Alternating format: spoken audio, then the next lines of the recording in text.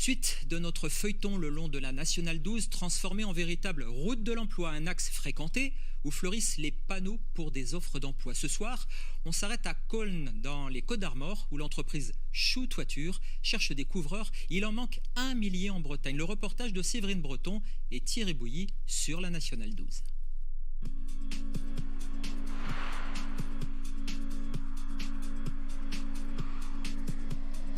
Recherche salariés désespérément, ce pourrait être le titre de ce road movie sur la Nationale 12. Les banderoles flottent au vent, parfois depuis des mois. En vain, il manquerait aujourd'hui par exemple 1 millier de couvreurs en Bretagne. Et pour les entreprises, le recrutement devient un véritable casse-tête. Ardoise, crochet, bardage, le jour se lève. C'est l'heure où les équipes font le plein avant le départ pour les chantiers.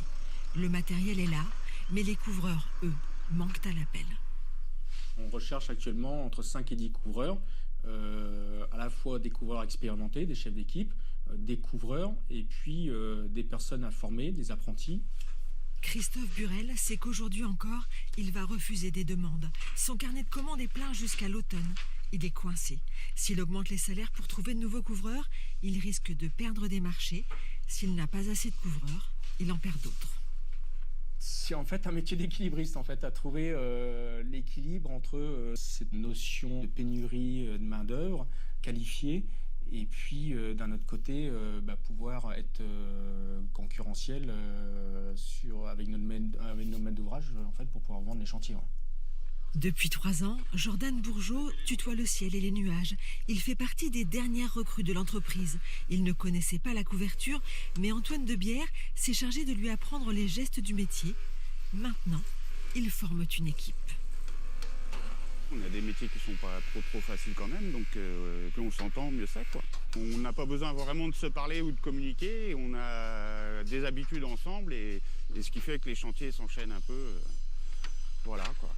Pour être, on va dire, un couvreur expérimenté et devenir autonome, il faut compter déjà 4-5 ans, 5-6 ans de pratique pour travailler en autonomie sur un chantier. Ouais. Le froid, la pluie, la hauteur rendent parfois le métier un peu rude. Mais Antoine et Jordan n'échangeraient leur place sur les pentes des toits pour rien au monde. On ne peut pas avoir une charpente sans charpentier, une toiture sans un couvreur. Donc c'est quand même une fierté quand on descend et qu'on prend du recul et qu'on se dit « j'ai accompli ça ». Et donc peut-être que, c'est même pas peut-être, c'est qu'à la fin, au final, on compense à faire un toit pour les futurs gens, pour tout ça, à mettre à l'abri des gens, quoi. Donc c'est un métier, je pense, qui est important et indispensable. Chou Toiture cherche entre 5 et 10 couvreurs. En France, la profession se classe régulièrement aux premières places des métiers les plus en tension.